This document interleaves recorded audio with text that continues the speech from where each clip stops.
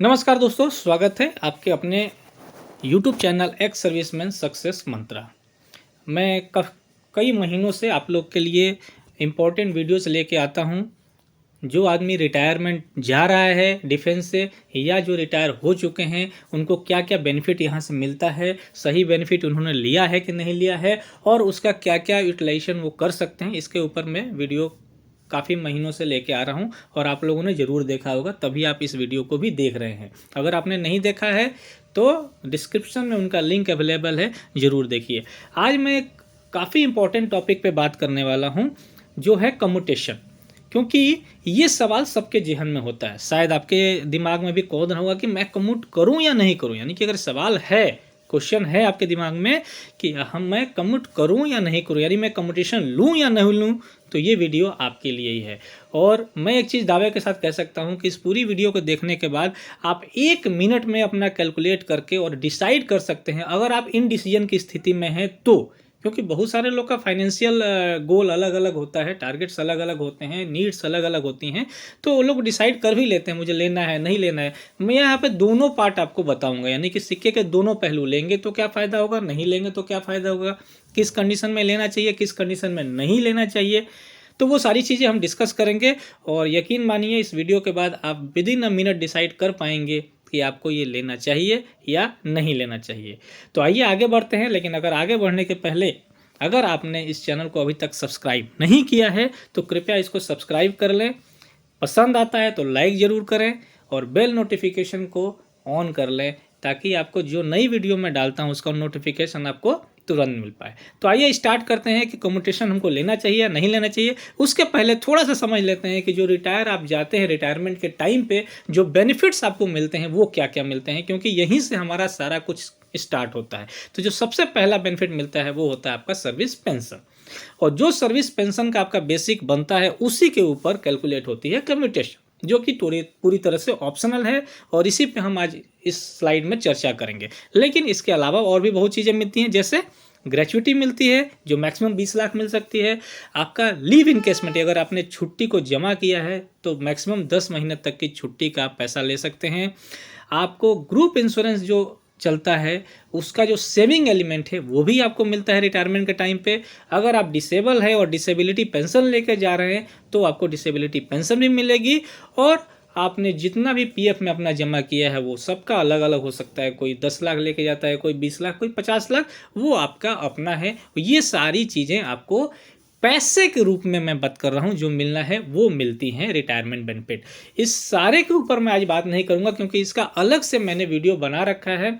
अगर आपने अभी तक नहीं देखा है कि ये ग्रेचुइटी कैसे कैलकुलेट होती है, लीव इनकेसमेंट कैसे कैलकुलेट होता है, तो ज़रूर डिस्क्रिप्शन में जाके उस लिंक पे जाएं और वीडियो को पूरा देखें, आप सब कुछ समझ जाएंगे। आज हम आगे बढ़ते हैं, इन चीज़ों पर न जाके हम सिर्फ दो चीज़ बात करेंगे, एक सर्विस पेंशन कैलकुलेट कैसे होती है और दूसरा उससे कम्यूटेशन मिलता कैसे है। तो सबसे पहले हमको जानना पड़ेगा कि पेंशन का कैलकुलेशन क्या है। तो जब भी आप रिटायर जाते हैं तो जो लास्ट आपका पे इन बैंड होगा जब आप जा रहे हैं उस समय, उस पे आपकी एमएसपी जुड़ेगी और क्लासिफिकेशन पे जुड़ेगा। ये सबके लिए है 3 चीज़। और अगर आप ग्रुप एक्स में हैं तो उसमें एक्स पे भी जुड़ेगा, और अगर नहीं है यानी कि वाई ग्रुप वालों के लिए सिर्फ 3 चीज़ें जुड़ेंगी, यानी पे इन बैंड, एमएसपी और क्लास पे, और इसको आपको 2 से भाग देना है। और ये जो अमाउंट आएगा इसी को बोलेंगे आपका बेसिक पेंशन। तो इसको थोड़ा सा उदाहरण से समझ लेते हैं। मान लीजिए कोई भी एक ग्रुप एक्स का बंदा है जो लास्ट में जब रिटायर जा रहा है तो 50,000 उसका पे इन बैंड है। ये मैं एग्जांपल के लिए लिया हूँ, एग्जैक्ट 50,000 नहीं होता, कोई 42,000 पे जाएगा, कोई 44 पे जाएगा, कोई 48 पे जाएगा, 48,200 पे जाएगा, तो वो आप कैलकुलेट कर लीजिएगा। और उस समय उसका क्लासिफिकेशन पे जो है वो 540 रुपया है। यहाँ गौर करने वाली बात है कि अगर वो सार्जेंट साहब जा रहे हैं और एमएससीपी में यानी हवलदार जा रहे हैं और एमएससीपी हवलदार हैं तो उनको क्लासिफिकेशन नहीं मिलेगा, यानी क्लासिफिकेशन पे नहीं मिलेगा, इसमें कैलकुलेट भी नहीं होगा। और जो भी गजिटेड में जाने से कि जेडलो एंड एबव जा रहे हैं तो उनको भी क्लासिफिकेशन पे नहीं मिलता है। तो यहाँ पर आपका जो कैलकुलेशन होगा 50,000 प्लस 5200 एमएसपी प्लस अगर आप ग्रुप एक्स में हैं तो 6200 प्लस 540 आपका क्लासिफिकेशन पे, और अगर वाई ग्रुप में है तो 6200 हट जाएगा और क्लासिफिकेशन पे आपका बढ़ जाएगा। और इसको अगर आप 2 से डिवाइड करते हैं तो ये आता है लगभग 30,970 रुपये पर मंथ। ये आपका बेसिक पेंशन तय होता है। अब ये 50,000 की जगह आपका 42,000 है, तो उस हिसाब से वेरी करेगा, आप अपना जोड़ सकते हैं। और मैंने ये जो वीडियो बनाया है, मैं 1 साल बाद का सोच रहा हूँ, यानी कि जो बंदा 2023 में रिटायर जाएगा, 1 जनवरी से रिटायर हो जाएगा, यानी 31 दिसंबर तक, तो जो अभी डीए का कैलकुलेशन चल रहा है वो लगभग 40% होगा। तो मैं उसी को आधार मान के इस वीडियो को बना रहा हूँ। बाकी ये डीए आप 37%, 34%, जिस पे कैलकुलेट करना चाहें कर सकते हैं। तो जब अगर आप 1 जनवरी 2023 से रिटायर हो चुके हैं और आपको डीए अगर 40% मिल रहा है, तो आपको उस समय, इसको मैंने एक राउंड फिगर ले लिया है जो 30,970 आ रहा था, 30,000 का बेसिक पेंशन फिक्सेशन पे 12,000 का डीए मिलके 42,000 रुपया पर मंथ आप पेंशन के रूप में फुल पेंशन ले रहे होंगे। तो आप समझ गए होंगे, पूरी पेंशन आपकी होगी 42,000। ये डीए के ऊपर वेरी करेगा, 40 होगा, 42 होगा, 37 होगा, जो भी होगा, बट अप्रॉक्सीमेट मैं 40 मान के चल रहा हूँ। यहीं पर ग्रुप वाई अपना कैलकुलेट कर लेंगे, एक्स पे हटा के और क्लासिफिकेशन पे को बढ़ा के, डीए तो सेम ही रहेगा। अब आगे बढ़ते हैं कि इससे कम्यूटेशन कैसे कैलकुलेट होगा। तो यही जो आपका 30,000 बेसिक जो पेंशन फिक्स हुई है, इसी पे कैलकुलेट होगा। लेकिन कम्यूटेशन होता क्या है, पहले इसको समझ लेते हैं। तो कोई भी कमिट कर सकता है अपनी पेंशन को मैक्सिमम 50% तक, यानी अपनी पेंशन का आधा हिस्सा आप एडवांस में ले सकते हैं 9 साल का, अप्रॉक्सीमेट 9 साल का, मैं दिखाऊंगा कैसे। दूसरा, इसका मिनिमम कोई बार नहीं, यानी कि 50% मैक्सिमम तो ले सकते हैं, लेकिन मिनिमम 20 ले सकते हैं, 15, 5, 10, वो आपकी मर्जी है। और अप टू 50 आप कई पार्ट में भी ले सकते हैं। कंपटीशन पर अलग से मैंने वीडियो बना रखा है, तो मैं डिटेल्स में नहीं जा रहा हूँ। ये टोटली ऑप्शनल है, और ये अमाउंट अपनी पेंशन का ही आप एडवांस में ले रहे हैं, यानी कि सरकार अपनी तरफ से आपको कुछ नहीं दे रही है, आपका ही पैसा है, इसलिए ऑप्शनल है। आप लीजिएगा नहीं लीजिएगा, इस वीडियो के माध्यम से मैं आपको क्लियर कर दूंगा कि लेना चाहिए कि नहीं लेना चाहिए। और ये आपको लगभग 9 साल का एडवांस मिलता है आपके एज के हिसाब से, कैसे आगे देखेंगे। और आपको इसको 15 साल में चुकाना भी होता है, यानी कि 9 साल में आपने एडवांस लिया और 15 साल में चुका के, तो 15 साल जब खत्म हो जाएगा तो आपको ये फिर से पूरी की पूरी पेंशन बहाल हो जाएगी। अब ये जो है, अगर आप जाने के टाइम पे डिसाइड नहीं कर पा रहे हैं कि मुझे लेना चाहिए नहीं लेना चाहिए, और आप बिना लिए गए हैं, तो भी आप अगले 1 साल में, रिटायरमेंट के 1 साल में आप इसको ले सकते हैं। लेकिन थोड़ी फॉर्मेलिटीज़ आपकी बढ़ जाएगी, थोड़ी भाग दौड़ी बढ़ जाएगी। और इस पे जो आप कंपटीशन लेंगे, तो आपकी पेंशन जो आधी बचेगी उस पर डीए नहीं मिलेगा, डीए आपको फुल पेंशन पे मिलेगा। तो ये भी समझने वाली बात है। और ये जो है, इन केस ऑफ जो इंडिविजुअल की डेथ, यानी जो रिटायरी गए हैं, उनका अगर मान लीजिए 1 साल, 2 साल, 3 साल में, यानी विद इन 15 ईयर्स अगर डेथ हो जाती है, ऐसा होना नहीं चाहिए, दुखद घटना, लेकिन घट जाती है, तो जो उनकी नॉमिनी है उनसे ये पैसा वापस नहीं लिया जाएगा, और उनको जितना पेंशन मिलना चाहिए उनको फुल पेंशन उतना मिलेगा। तो ये कुछ बेनिफिट्स हैं कम्यूटेशन के। अब इसको कैलकुलेट कैसे करते हैं, तो आपकी जो बेसिक पेंशन फिक्स हुई, जैसे हमने देखा, हमने एक एग्जांपल लिया था 50,000 का, तो उनकी बेसिक पेंशन फिक्स हुई 30,000, उसको 2 से भागा दे दीजिए, तो 15,000 हो गए, इंटू 12 महीने 1 साल के होते हैं, और इंटू एज वैल्यू, मैंने बोला लगभग 9 साल का मिलता है। जैसे आप जब आप रिटायर होने उसके अगले साल आपकी अपना नेक्स्ट एज आपकी जो है, उसके हिसाब से ये फिटमेंट होता है। तो अब आगे बढ़ते हैं कि जब सपोज आपने 50% कम्यूट किया पेंशन, और आप 38 साल में जा रहे थे, तो आपका जो बेसिक पेंशन हुआ था 30,000, उसका आपको मिलेगा कितना, 30,000 बाई 2, यानी कि 15,000 इंटू 12 इंटू 9.116 ये एज वैल्यू होती है। तो आपको लगभग 16,40,880 रुपया अगर इस सिस्टम में, यानी कि इतने बेसिक पे जा रहे हैं, तो मिलेगा। बाकी आपका बेसिक जो अलग अलग है उसके हिसाब से आप इसको कैलकुलेट कर सकते हैं। और आपका डिडक्शन कितना होगा, ये डिडक्शन होगा 15,000 पर मंथ, और ये 15 साल के लिए होता है। और यहीं पर लोगों के मन में दुविधा होती है कि मैं कम्यूटेशन लूँ कि नहीं लूँ, क्योंकि ये 15,000 मेरा कटेगा 15 साल, मेरा पता नहीं खर्चा चलेगा कि नहीं चलेगा, पेंशन आधी रह जाएगी। तो आइए अब हम इसी पर चर्चा कर रहे हैं, और अगले 3 से 4 मिनट में इसको मैं क्लियर कर दूंगा।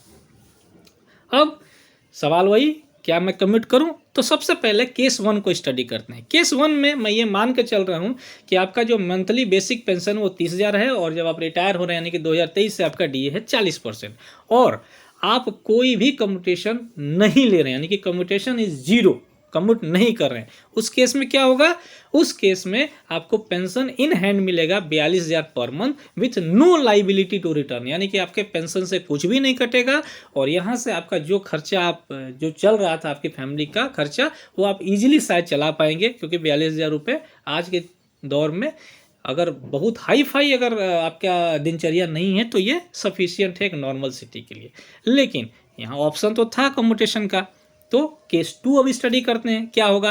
केस 2 में हम ये देखते हैं कि यही सेम बंदा जिसका बेसिक पेंशन 30,000 रुपये है और जिसका रेट ऑफ डीए 40% है, वो 50% मैक्सिमम कम्यूट कर लेता है। अब आप 20% 10% पे जरूर कैलकुलेट कर सकते हैं, बट ये मैक्सिमम कम्यूट कर लेता है। फिर क्या होगा, उस केस में उसका जो पेंशन उसको हाथ में मिलेगा वो मिलेगा 27,000 रुपये। 27,000 कैसे आए, आपका 50% बचा था पेंशन यानी 15,000 और फुल पेंशन पे डी यानी कि 30,000 पे डी 12,000, तो टोटल 27,000 पर मंथ उसको हाथ में मिलेगा।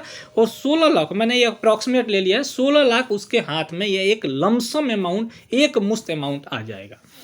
यहाँ पर सोचने वाली बात है कि ये 16,000 रुपये हैं दोस्त, अगर आप इसको रोज़मर्रे के जीवन में खर्च कर देंगे तो आप ज़िंदगी भर ये 27,000 रुपये ही पर मंथ पेंशन लेंगे। तो यहाँ ये डिसाइड करिएगा कि 27,000 में आपका खर्चा चल रहा है कि नहीं चल रहा है। लेकिन मैं जो सिक्के के दो पहलू दिखाने वाला हूँ वो कुछ और ही दिखाने वाला हूँ, कैसे उसको देखते हैं। तो आइए अब केस 2 में और क्या आपको फ़ायदा होने वाला, पहले उसको समझ लेते हैं। एक फ़ायदा ये होगा कि ये जो अमाउंट है वो आपको 15 साल में रिटर्न करना है, यानी 15,000 जो कटेगा वो 15 साल तक कटेगा।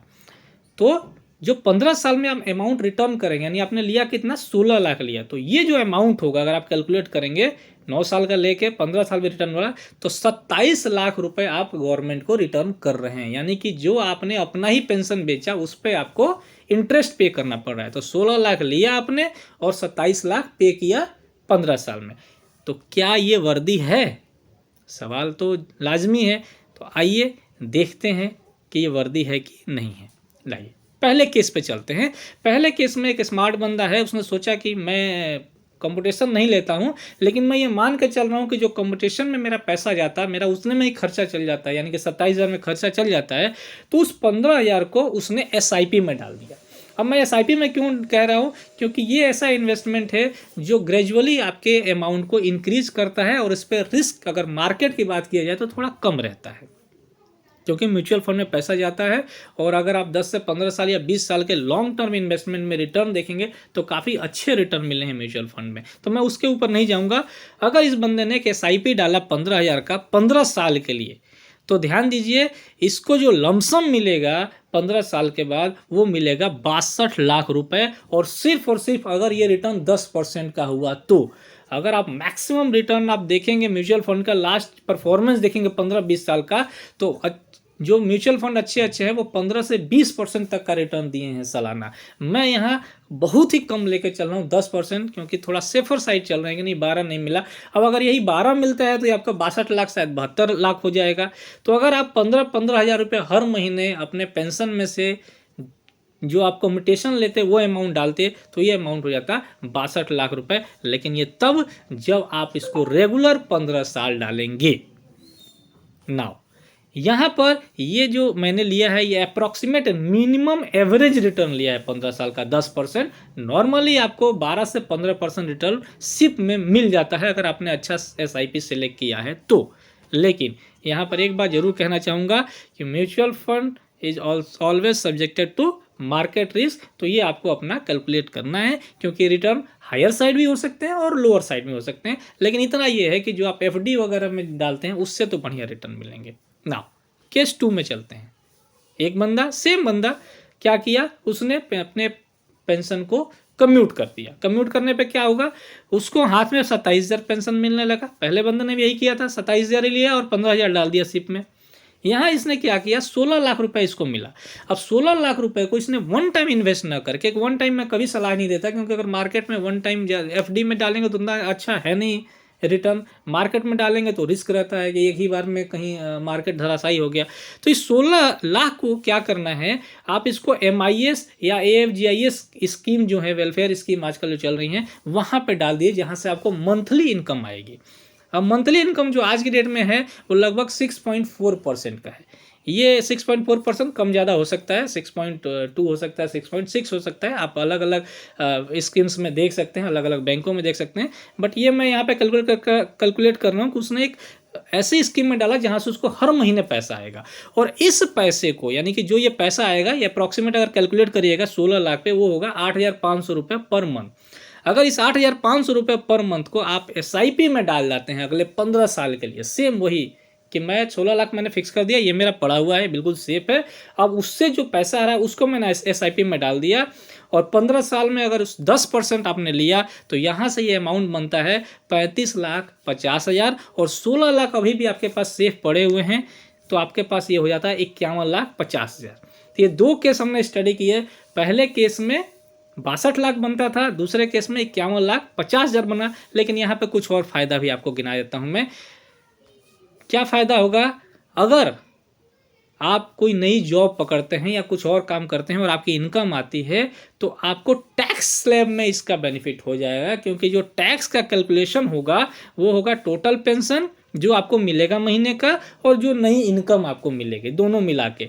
तो पहले वाले केस में आपको 42,000 रुपये जो है वो आपकी महीने का 42,000 रुपये, तो साल का 4 लाख से ऊपर हो गया वो, प्लस नई इनकम अगर 6 लाख आप लेते हैं साल का तो 10 लाख क्रॉस हो गया। आप देखिए 20% के स्लैब में चले गए। लेकिन अगर आप यही आधा कर दिए पेंशन, यानी कि 27,000 मिल रहा है, तो आपको लगभग 3 लाख का एनुअल होगा और वहाँ से अगर आप 6 लाख कमाते हैं तो आप उस स्लैब में नहीं जा पाते। तो ये एक बहुत बड़ा एडवांटेज भी आपके पास है। उसके अलावा ये एक ग्रॉस अमाउंट आपके पास हरदम 16 लाख का रहेगा, इन हैंड रहेगा, जो कि आप चाहें तो कोई नया बिजनेस स्टार्ट करने के लिए यूज़ कर सकते हैं। हालांकि उस केस में आपको वो SIP वाला बेनिफिट नहीं मिलेगा, क्योंकि उस पैसे को आपने निकाल लिया तो वो तो मिलना नहीं है। मैं तो दोनों सिक्के के पहलू बता रहा हूँ। आप अपना घर बनाने के लिए भी यूज़ कर सकते हैं, अपने चिल्ड्रन के एजुकेशन के लिए, या एज पर रिक्वायरमेंट ये 16 लाख आपके पास एक मुफ्त पड़ा हुआ है, उसको इस्तेमाल कर सकते हैं। तो फाइनली अगर समरी की बात किया जाए तो ये दोनों ही कैलकुलेशन सिक्के के दो साइड हैं और आपको कौन सा सूट करता है वो आप ले सकते हैं। यानी कि दो ऑप्शन तो हैं। पहला ऑप्शन है आप बिना कम्यूटेशन के जाइए, फुल पेंशन लीजिए और उसमें से आप एक अमाउंट SIP कर दीजिए, वो एक अच्छा रिटर्न देगा। दूसरा है कि नहीं, आप चाहते हैं कि ये अमाउंट तो अपने पास रख लूँ क्योंकि एडवांस में मिल रहा है, भला ही इंटरेस्ट है लेकिन मैं किसी काम में आ सकता है, बच्चा मेरा कुछ 1-2 साल में या 3-4 साल में उसको इंजीनियरिंग या मेडिकल कराना है, उस समय मुझे लोन लेना पड़ेगा, उससे बेहतर ये मेरा अमाउंट रहे, तो उतने साल तक SIP कर लीजिए और बाकी वो पैसा कर सकते हैं। या घर किसी को बनाना है वो कर सकता है, ठीक है। ये टोटल आपके ऊपर डिपेंड करता है। मैंने एक आपके पास डाटा रख दिया है, आप इसको देखिए, आप इसमें कहाँ आते हैं, कौन सा सूटेबल है, उस हिसाब से आप डिसीजन ले सकते हैं। तीसरा होता है, एक तीसरा भी ऑप्शन है आपके पास कि आप, हो सकता है आपको डाउट हो कि मैं रिटायर होने के बाद कम्यूटेशन ले लूँगा तो कम अमाउंट मिलेगा, लेकिन मेरी मंथली एक्सपेंस घर की ज़्यादा है, शुरुआत में हो सकता है मुझे 6 महीना या साल भर बाद सेटलमेंट का ऑप्शन मिले, तो मैं क्या करूं? उस केस में एक और ऑप्शन आप अपना सकते हैं कि आप शुरुआत में उस पैसे का जो आपने किया था, जो MIS में डाला था या मंथली स्कीम में डाला था, उससे जो अमाउंट आ रहा है वो आप उसी 27,000 में जोड़ के आपका 36,000 के आसपास हो जाएगा। यानी कि 8,000 आ रहा था तो 35,500 हो जाएगा। तो 35,500 से आप अपना एक्सपेंस चला सकते हैं और जब आप सेटल हो जाएं तो फिर उस अमाउंट को SIP में डाल सकते हैं। तो ये टोटली डिपेंड करता है आपके ऊपर। उम्मीद है आपको ये वीडियो ज़रूर अच्छा लगा होगा।